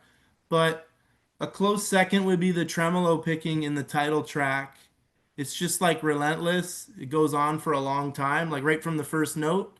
I think it's like 8 bars of just this relentless tremolo picking. So I'd say that was the hardest to get, and like we're practicing playing the album in its entirety for our release show, and just to start off with the hardest song is like it's a good warm up, but also like you're going in dry. So Yeah. Wow. I'd say all the tremolo picking, just getting the endurance down. Yeah. You Yeah, have to get one of those, what are they, when you squeeze the wrist? Squeeze. Yeah, the squeeze thing. get Yeah. my grip strength up. Yeah. So you just mentioned about the album release show coming out October 4th. Congrats That's on that. correct. That's going to be awesome. Yeah, thank you. Are you going to do like the whole album, like you said, from front to back? And Yep. what are the songs that you think are guaranteed to make a pit start? Definitely Beasley, because there's some groovy parts, especially the ending. I don't want to say it's a breakdown, but it's definitely a groove-based riff there. Um, Dissecting the Leper, the third track, there's a really heavy bridge about 3/4 of the way through the song, and we've been playing that live for a while now, and it always gets like a good pit going. And then I mean, I'm hoping Gatling Gun does what it's supposed to do with the big like chuggy 010 riff that we're chugging on Yeah. for a while Yeah. there. Like we play a lot of mixed bill shows where we're the only death metal band and it's a lot of hardcore bands and we don't really have many like mosh parts, like like nothing designed to get the kids dancing and that's the closest thing we have to that where I was intentionally thinking like, all right, if we play a mixed bill and we play this song, the kids will like this one. So hopefully they Right. beat each other up when we play this. Exactly. Yeah. No, I think Yeah. it's good thinking. What's the Yeah. weirdest thing you've ever seen in a Last Retch pit? In a pit? Well, one time we played at a Thai restaurant inside of a mall. And the stage, right in front of the stage, was the area where all the Uber Eats drivers had to walk to and from to get their orders. So like we were playing, there was a mosh pit, and then there was Uber Eats people going in and out with bags Wow. of Thai food. So that was a strange one.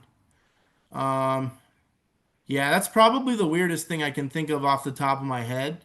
Usually, I'm like, I've wanted to make more of an effort to look at the crowd when I'm playing, but usually when I'm playing, I'm so like focused on what I'm doing that even if I Yeah. look at the crowd, I kind of don't see what's happening. It's just a blur.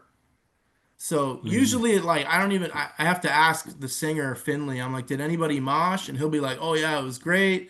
And usually he goes into the mosh pit at a part in every set and, like, gets it going. So, but yeah, I usually don't even know what's happening and then it's over. So, I yeah. think the weirdest one we saw Gudalax this year at Maryland Death Fest. I don't know if you're familiar with this Yeah, we played with them phenomenon. last year. Oh, Oh, did cool. you? All right. So you know. Yeah. I was dying. There was toilet paper everywhere. People Oh, with yeah. plungers and Yeah. poop emojis.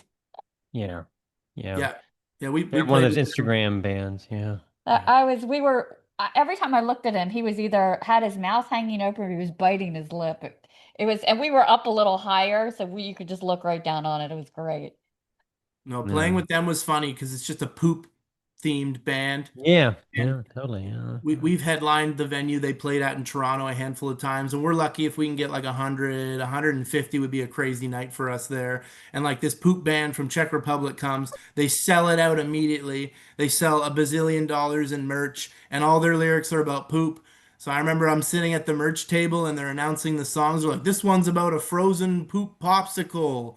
And I just look at my bandmate, my buddy Derek, and I'm like, honestly, man, if this is what sells, I'm gonna go home and I'm quitting music. Like, what Right. I know. what the hell am I doing here? Yeah. So for the band you have playing with you, did you pick them or was it, yeah? Yeah, so those were all It's honestly, I'm really glad it worked out because I had a heck of a time trying to get this show put together. Hamilton right now is in a weird phase where the mid-sized venue is kind of dead. Like there was a couple really good mid-sized venues that closed down. Like there was one called the Absinthe, which was great, maybe like 150, 200 cap. It closed down and relocated, and now it's like 60-person cap, which isn't quite enough.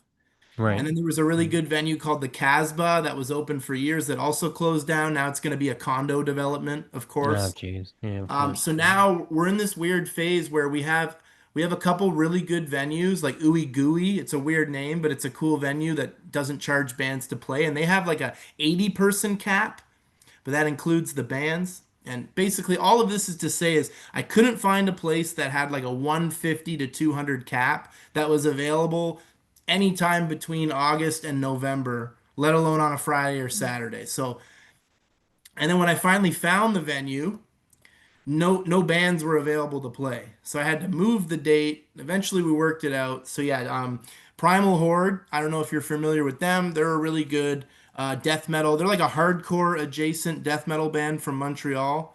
Okay. Really, really heavy. They're good friends of ours. We played with them a number of times. They have hands down the craziest live guitar tone I've ever heard. Wow. It's insane. He plays through two cabs. It's one guitar player. My drummer described it accurately. He said it sounds like the nuclear reactor on a spaceship is melting down and like Wow. crashing into the earth. And I was like, yeah, Wow. that's exactly what it sounds like. That's awesome. It's Yeah. That's cool. insane. Check them out. They're amazing. Great live Okay. band. Good friends of ours. And then Disembodiment. They're another really good band from the province of Quebec. They're from Quebec City. They just put out a really good album on Everlasting Spew Records. The name is, I think it's Spiral Crypts, maybe. Anyways, I think maybe that's what it's called. The new Okay. Disembodiment record is fantastic, and we got to play with them back in January and kind of became buddies. So we're really happy to have them come out. That's like a 10-hour drive, so we're really Wow. happy that they're going to come down. And then Weakness is a new band. They're like a very political, very, very aggressive hardcore punk band. Um, I think they're more like what hardcore used to be when it was fast and aggressive, not this new like all breakdowns kind of Right. hardcore. Like it's like Right. real punk music and it's very political lyrics. And their guitar player is actually our original drummer who produces all of our music. Okay. So I really wanted to get his band on the bill because they're a great band and he's just a good buddy. So it's always good when you can put a buddy's band on the bill, Yeah. right? I So really want to see this show now. So do I. To bring it down this way. quite the drive for you guys, and good luck getting over the border now. Exactly. Yeah. Yeah, Tensions are exactly. high. Who Tensions are knows? high. Yeah. Well, maybe at one point we'll get you down here. Oh yeah, Yeah. we'd love to, but I don't think your current administration wants us to come play right now. It's I tough don't for get us it to at get our all. visas. Our Doesn't visas make have been any. a nightmare. So we're thinking we'll go to Europe before we come down to you guys, but we'll definitely be in America as soon as we can, for That's sure. cool. Yeah. Yeah. We'll be there. Yeah, definitely. Oh yeah. The sounds of decay!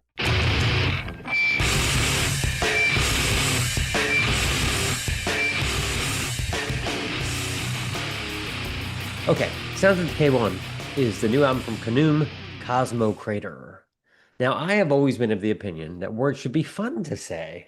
If a word seems awkward or rubs you the wrong way, make up your own. People from the Chicagoland area apparently thought weird and strange were played out. So they came up with hinky, and it's glorious. I don't care what Tommy Lee Jones has to say about it in The Fugitive. I was struggling with a Sepultura review one time, inspired by Applebee's. I came up with the word rifflets to describe meaty little riff pieces that are injected into their songs.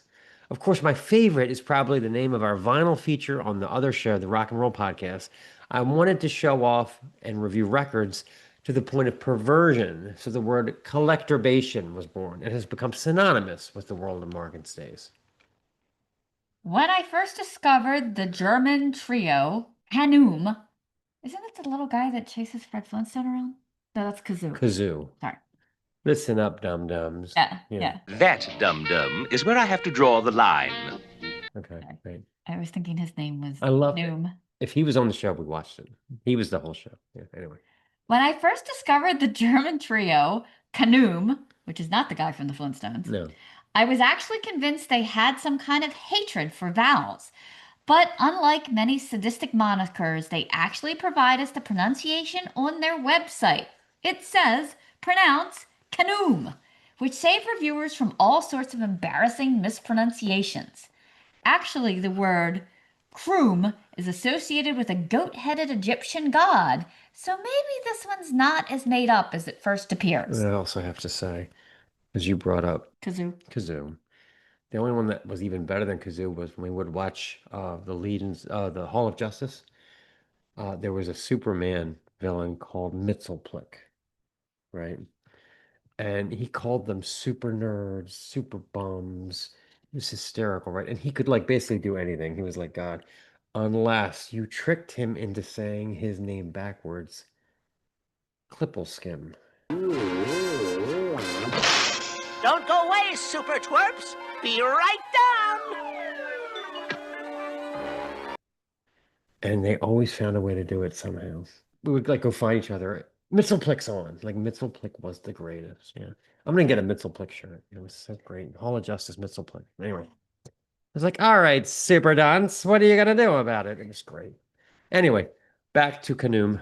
Led by Bangladesh-born singer and guitarist Shomik Obliterator Das, Khnvm have just dropped their fourth full-length album since their 2019 debut, Foretold Moments of Flesh. The album Cosmocrator consists of 7 tracks, mostly in the 6 to 7 minute range, and there is a lot to like for fans of old-school death metal. Das is nothing short of a riff machine on the guitar, packing every song with machine gun slashes and the occasional Eastern-tinged melody. Each song has several distinct changes that up the ante of excitement from a percussive and headbanging perspective. The band is rounded out by drummer Mangel Engel and new live bassist Julia Petruski. The album's production is particularly impressive, balancing roaring, distorted guitars and throaty wooфs with clean instrumental segues like the finger-picked Fathomless Enigma. It particularly shines in tracks with extensive intros, like the near 8-minute epic Venom Spawn, that kicks off with a sitar-adjacent clean segment that slams into a doomy, slow-paced lurch, enhanced by plenty of rim and bass drum flourishes in the percussion department. About 3 minutes in, all hell breaks loose as we quicken to the mosh-friendly tempo reminiscent of Prime Vader. Das all but tears his guitar to pieces with one naughty lead after another. Check out Venom Spawn.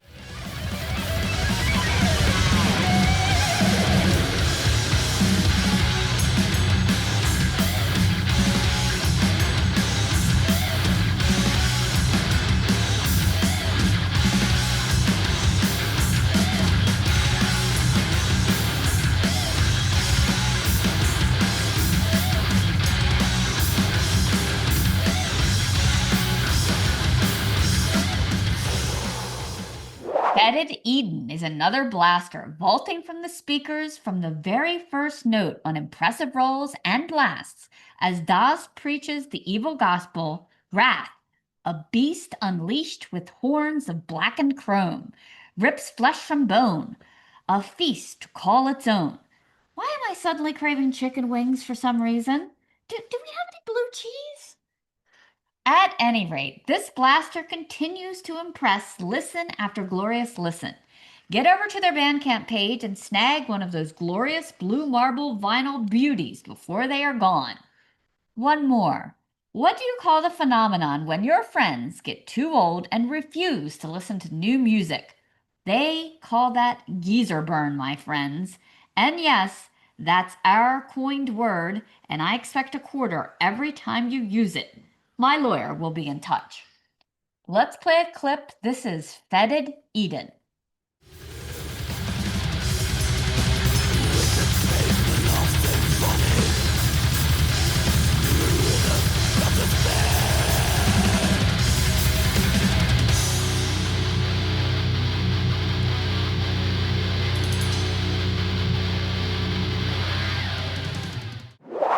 Okay, Sounds of Decay 2, Caesarean with Wretched Decrepitude. When you think death metal, a C-section might not be the first image that slices into your brain. I had one myself from my middle child, and while that recovery was far from a Cannibal Corpse album cover, it sure as hell wasn't something I planned to repeat for the next kid. The band's choice of the European spelling, Caesarean, pulls the name out of the maternity ward and back into the darker origins. The Roman law that required cutting open a dying mother to save the baby, or the Latin verb cadra, to cut. With a name like that and riffs as tight as their old school death metal leanings, I half expected them to be Swedish, or at least somewhere in Scandinavia. Nope, Caesarean is Philly's freshest gorecore, a fiendish four-piece delivering delightfully brutal death metal, stitched with just enough old school thrash and a jagged death grind bite to make your ears gush. Their debut EP is the band's own filthy birthing cry, 6 tracks in the 2 to 4 minute range. Caesarean leads hard into death metal's grotesque tradition, with titles like Perverse Formulary of Human Fluids that promise a pus-filled decaying good time, even if the zombie on the cover looks more shocked than menacing about its own rot. Grotesque transfiguration. Ian Hutton's blast beats burst in with the subtlety of a tornado, a dark churning vortex sucking in everything not nailed down, including the occasional cow. Their patented tri-vocals are in full force. One annoyed demon from the ninth sector of hell, one raspy warlock spitting curses, one jagged bellow. Guitars from Rory Khnvm and Ryan Fitzpatrick growl low before racing forward in jagged bursts of off-center notes. The kick drum accelerates with no regard for safety, an engine of chaos and driver of dread, while Dylan Zavanage's bass squiggles and squirms like a still-alive insect pinned to the board, twitching with nervous energy beneath the riffs. The vocal growl crouches over the punishing beats, adding a sinister flourish that makes the insanity feel ritualistic, as if the pot itself is being stirred.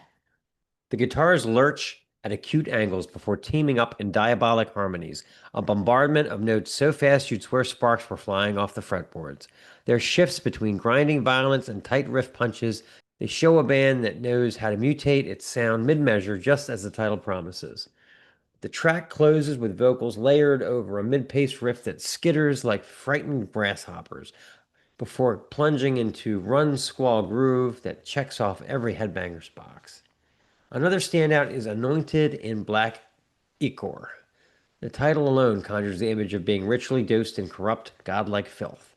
It starts as an overwhelming flood of blast beats, like water surging into punctured Titanic. The bass presses against your ribs, a primal vibration that feels alive, while the guitars scream out like torture victims at the end of their rope. Just when they settle into a groove, they yank the rug out. Just kidding, and slam the throttle again that they repeat for a few cycles. A slower, sooty riff crawls over cymbals that crash like small explosions before the drums kick back into high gear, locking in with Venom spat staccato vocals. Let's hear a little of Anointed in Black Ichor.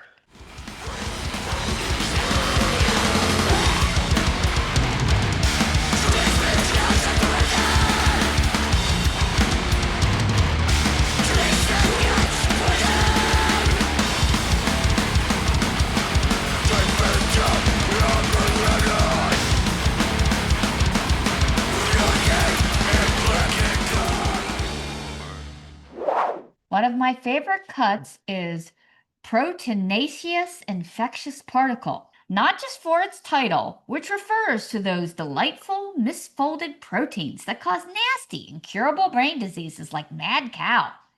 It opens with a voice sample that sounds like a porno moans over a man warning about something disastrous caused by human error. Zadanavage bass wobbles like a subterranean, unsteady heartbeat. Hutton's snare thunders and rumbles, gaining momentum before landsliding into blast beats. The vocals are caustic, mucus-soaked grunt. The guitars deep riffing and restless spitting occasional atonal squeals like captured piglets. One highlight comes when the drums sync up with the chopped vocal barks, guillotine style, each strike like a blade coming down. Another finds the guitars ramping up into hot, honey thick reverb, while the drums clang like an out-of-control streetcar. A second vocal cuts in, less demonic but no less venomous, before the band somehow pushes even faster, careening like they're hurtling downtown in San Francisco, guitars laying down dark twitch riffs. Tied for my favorite is the deceptively cheery Immersed in Insecticide. Dead bug abs, anyone? Runaway riffs rumble and thrash, while the drums bash at a blizzard-blinding pace, so dense if you squint, you can just make out the rising and falling guitar notes crunching. Later, a charging forward rhinoceros heavy. The tri-vocal attack trades off like three witches, passing around their one eye. A haunted wandering solo breaks loose, dropping quick notes like a ticker tape parade, weaving into harmonies that somehow remain ominous. The track builds like a frantic escape, sprinting for its life before slamming to a dead stop. It makes sense this debut lands with such force. The pedigree is there, mastered by Leon Del Muerte of Impaled, about as death metal seal of approval as you're going to get, and the newly signed to Horror Pain Gore Death Productions, a label whose very name screams prepare for mutilation. With members who've been lurking in Philly's extreme metal underground for years, Caesarean feels less like a birth and more of a coming of age. The debut is like a ghoulish takeover, the city of brotherly love revving the chainsaw and pulling the cord. And trust me, there's no need to sign up for Lamaze classes. Let's hear Immersed in Insecticide.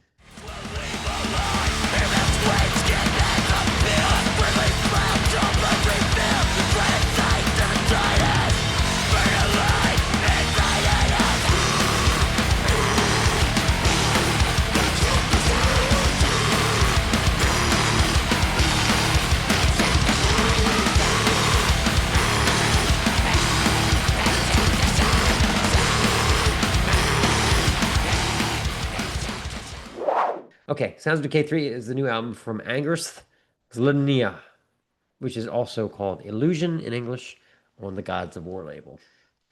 Album cover made me think of a crowded locker room. Is someone going to tell the dude he's using all the hot water?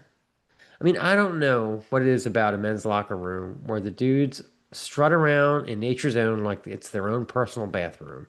I used to just pick a corner locker and get changed as quickly as I could, avoiding eye contact. But some dudes, especially the older ones, like in their 50s and 60s, they stand around discussing everything from their misbehaving grandkids to their favorite shade of deck stain, never acknowledging that their gray-bearded John Thomases are just flopping about willy-nilly.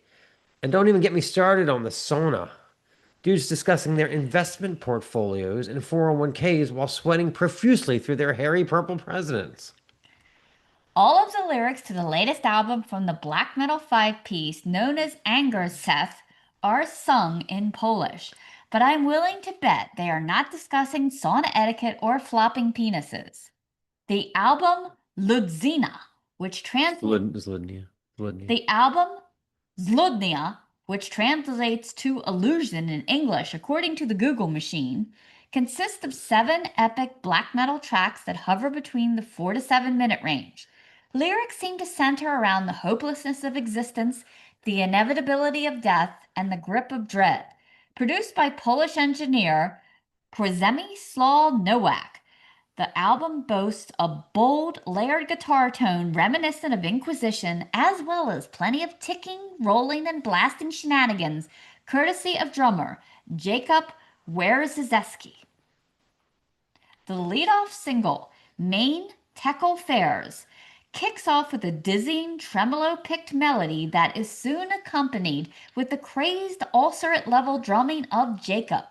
Like many of the tracks on the album, tempo changes are restlessly frequent, moving from mid-tempo churn to hard-slashing speed to chuggy groove. The vocals of clutch-bearded frontman Herman, a.k.a. Robert Rupie, are a gruff cackle. Around the 3-minute mark, the rhythm guitar thins out to make way for an air-bending Atmo solo. Let's play a clip. This is Main Tekel Fairs.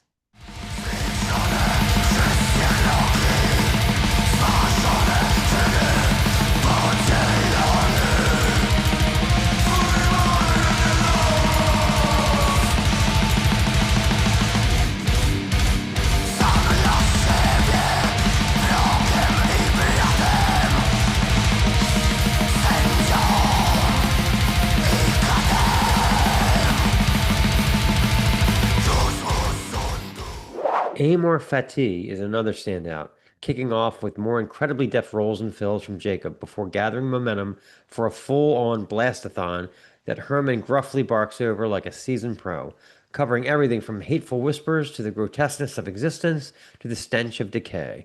Not exactly sunshine and rainbows, but the power of the guitar and drums, along with the tempo twists and turns, make this one of the better black metal releases to come across our plate this year.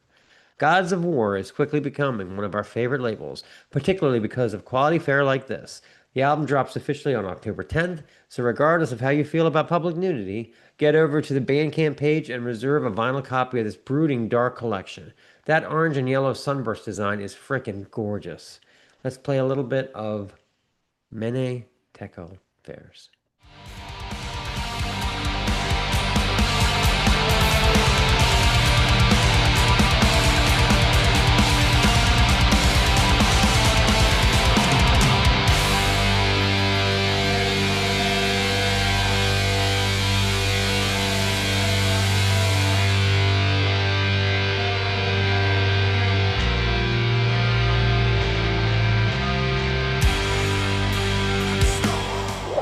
Oh, for God's sake, cover that shit up.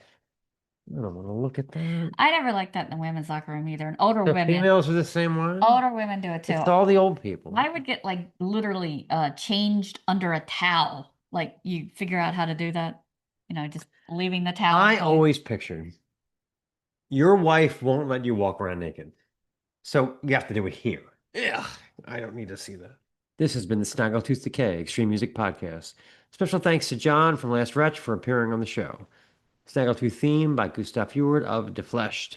Sounds of Decay theme by Steve Rathbone of Lair of the Minotaur. Sounds of Decay bands featured this week. Check them out. Angrrsth, Caesarean, and Khnvm. All content 2025, the Snaggletooth Decay Extreme Music Podcast. Thinking, for the X bringing Y. How come when the sales of ice cream go up, also the amount of drownings go up? Or maybe it's just summer. This is the Snaggletooth Extreme Metal Podcast.